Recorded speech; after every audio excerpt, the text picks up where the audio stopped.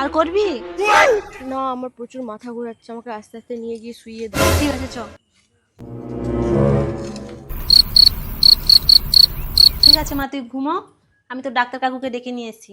ঠিক আছে, ভালো করে থাক, একটু তাড়াতাড়ি চলো। দেখো বৌদি, তোমরা ফাঁক থেকে ডাক্তার এনে ওষুধ খাও সারা বছর, আর যখন বাড়াবাড়ি কিছু হয়ে যাবে তখন এই আমার কথা মনে পড়ে। চলো দেখছি আমি চলো, কতটা কি চলো, করতে চলো। পারি। ওই কি হয়েছে দেখি, হাতটা দেখি। তুমি এক বোতল চট করে জল আনো যাও।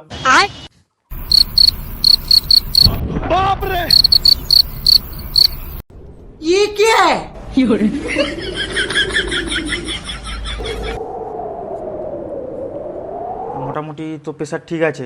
কবার বমি হয়েছিল তোমার? দুবার বমি হয়েছিল। হ্যাঁ ঠিক আছে, পাশে ঘুরো। আগের ডাক্তার কি ইঞ্জেকশন দিয়েছিল? না, আগে তো ডাক্তার আসেনি। ও আচ্ছা আচ্ছা, ঠিক আছে, ভয়ের কিছু নেই। কয়েকটা ওষুধ লিখে দিচ্ছি, ওইগুলা নিয়ে এসে মেয়েকে টাইম টেবিল খাই দিবে, সকাল বিকাল খাওয়ার আগে আর দুপুরবেলা খাওয়ার পর, ঠিক আছে? ওই সামনের মেডিকেল থেকে নেবে। হ্যালো,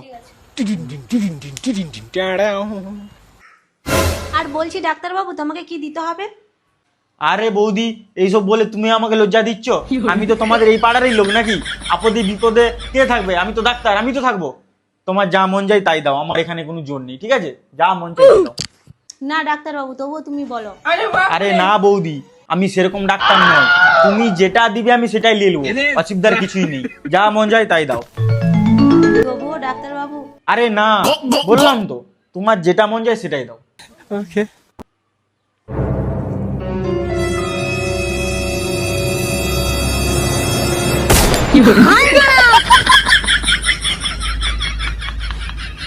বলছি ডাক্তারবাবু, ব্যাগ এনেছো না? আমাদের ব্যাগে দিয়ে দিব।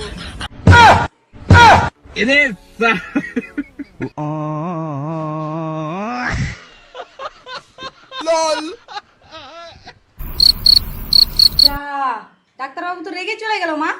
শুধু চাল বলে কি নিল নি, দুটো একসঙ্গে আলু দিয়ে দিলেও ভালো হতো।